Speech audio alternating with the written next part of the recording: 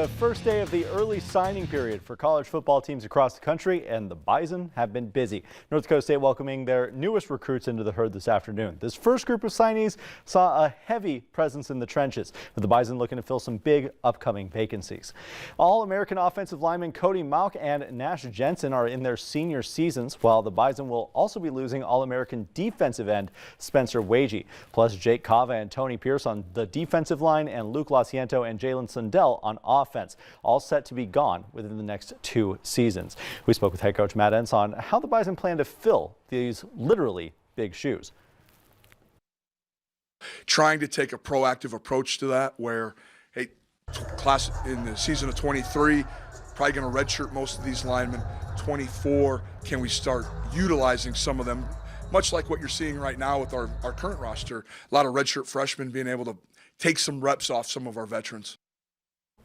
Now, here's a wider look at the Bison recruiting class. The pipelines are still in place for North Dakota State. 6 players from Minnesota, including Moorhead Spud Austin Schultz. 2 Fargo Davies recruits signed with the Bison today, linebacker Oliver Lucht and defensive lineman Brennan Palmer.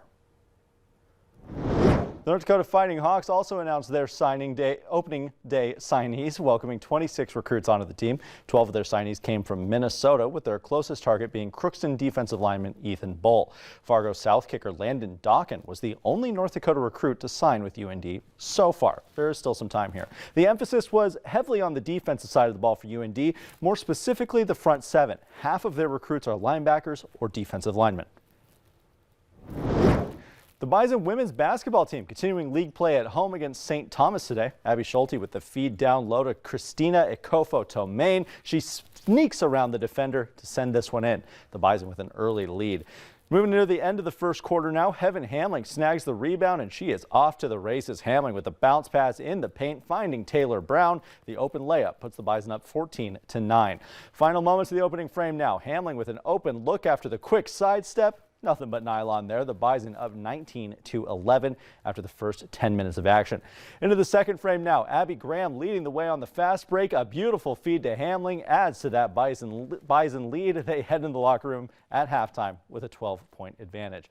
The Bison women hang on for their second consecutive league win, 74-56, the final from the Shack. Hamling led the way with 17 points, helping the Bison improve to 2-0 in the Summit League.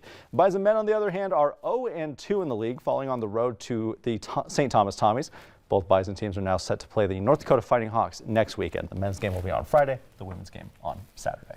Tale of 2 Bison teams. Two different results. Okay, two very different games. That's right. Thanks, Devin. Hutch is back next with the update that we all need to our forecast.